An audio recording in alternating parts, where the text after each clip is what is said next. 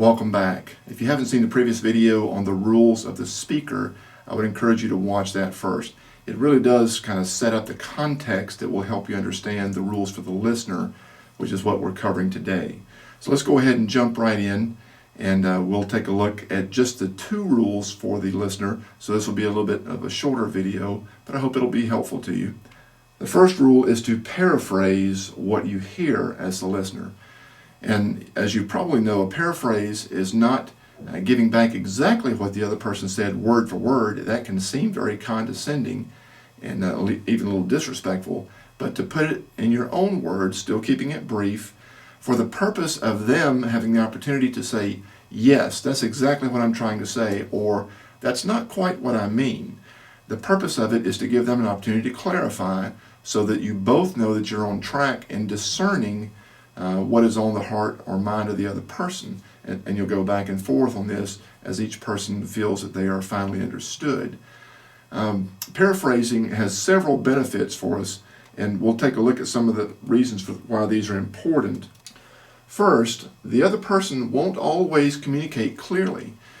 When we're upset, and the reason that I'm presenting this to you is because when people have a need for better communication, it's because the communication is not going well, usually because somebody's upset.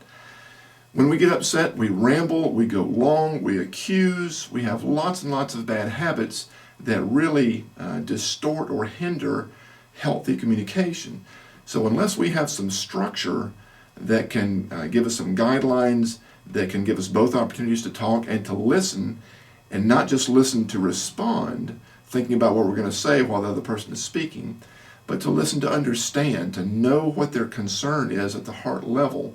Unless we have that structure, communication is probably not going to get better.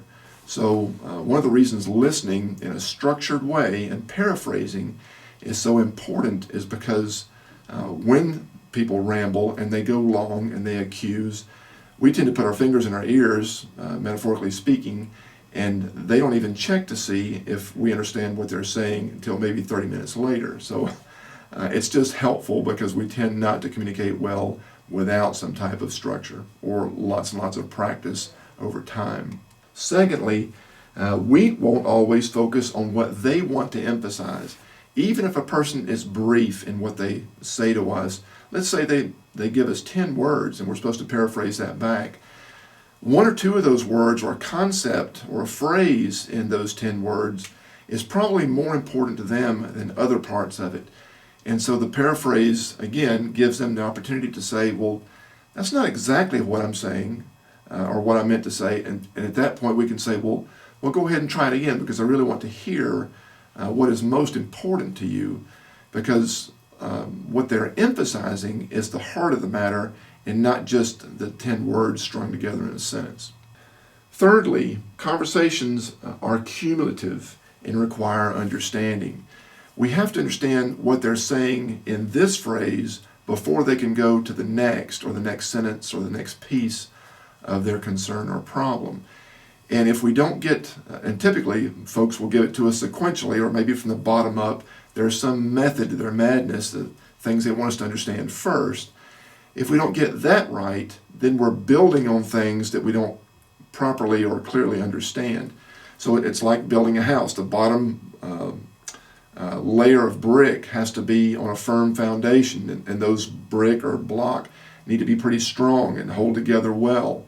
If we build on something that's less firm or less clear or less reliable, the whole conversation can crumble later because we've not taken time to understand the earlier things they were saying and to make sure that there's good communication going on. Also, when we demonstrate our understanding, we both win. We demonstrate that we are listening, which communicates respect, which builds trust, which calms us down, which slows things down, which mitigates or lessens future arguments. It brings the heat of the moment down. It's a win-win for both of us when we can show, yes, I get what you're saying, and they can say, yes, you sure do. Your paraphrase to me was right on the button.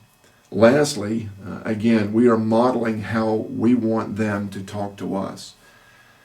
And I realize, I want to be realistic, that you're probably not going to hold a card called the floor in your hand. Remember, this is a technique that's typically on a little piece of cardboard, and all this is printed out. But by modeling for them over time and consistently with patience and discipline, we can begin to communicate to them, this is how I would like you to communicate with me, how I want you to listen, to pause, to tell me what you think I'm saying so we can have a proper understanding. And if we can do that consistently, again over time with patience, then they can begin to pick up on some of that and talk to us in more helpful ways too. The second rule for the listener is to focus on the speaker's message, not rebut. I said earlier that we should not listen in order to respond, not preparing answers in our head, but listen to understand. If we rebut, then we're really not listening at all. It's not a conversation. It's two people lecturing each other or defending themselves. And that's not going to go anywhere except maybe into a worse altercation. Secondly, upset people often ramble and need some redos. I mentioned this a little bit earlier too. We got to give them another chance because they're not going to get it right. They're not always going to speak briefly. They're not always going to pause to let us paraphrase back and give back what we think they're saying. They're not going to do it well. They're upset. They're just not going to communicate clearly. So we're going to have to give them some redos and give them an opportunity to say, well, that's not what I'm saying. That's not what I'm trying to say. Well, give it to me again. I want to understand what is most important to you, what you're upset about. And by giving them those opportunities, there's several win-wins. We're demonstrating patience. They're hearing respect. We're showing trust. We're demonstrating that we want teamwork to move in the same direction. And it forces them to think more clearly, what is it that I want to say? So they're able to really focus more on the heart of the matter for them. Thirdly, listening without interruption communicates our respect. I just mentioned that earlier, but I want to emphasize that. A lot of times the reason that people get so upset is they believe that we don't respect each other or you don't respect me, and that automatically puts somebody in a self-defense mode or an attacking mode. But when we give them opportunities for that redo, we are saying, well, give it to me again. I want to really hear what you want to tell me. Then that really can warm their heart that we don't see them in an adversarial way, but we're trying to work toward common solution. Another reason we shouldn't rebut is that our respect can cool them down for better communications. Anytime a person feels that they are valued by someone else, it automatically brings down some walls of defense or some attacking words and dispositions of that nature. So their heart rate's going down, they're feeling more respected, and they're more likely to listen to what you may have to say next. And lastly, when we don't rebut, again, we are modeling what we want them to do for us. In other words, the same type of respect to hear us and not interrupt. If you talk to somebody or listen to somebody for 10 minutes and we demonstrate self-control of not interrupting, and we do that over several days and several weeks and several months, and that is the nature of some relationships, right, in a family and at work, then it may not go well today and it may not go well next week, but in time that person will interrupt us less often because they have seen that when we are willing to listen, we're more likely to hear their message. And if they are willing to listen, they're more likely to hear our message. So again, it's a win-win.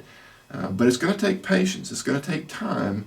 And it's going to take self-discipline to do it because, again, you probably won't have this card in your hand to read these rules, which is why I'm giving it to you in this video form, so you can memorize the concepts and model it to others with whom you may be having a difficult conversation. Hope that is helpful to you. Those are the rules of the listener. Tune in next week. We'll wrap it up with rules for both, and it will be a fairly brief video as well. And I hope to see you then.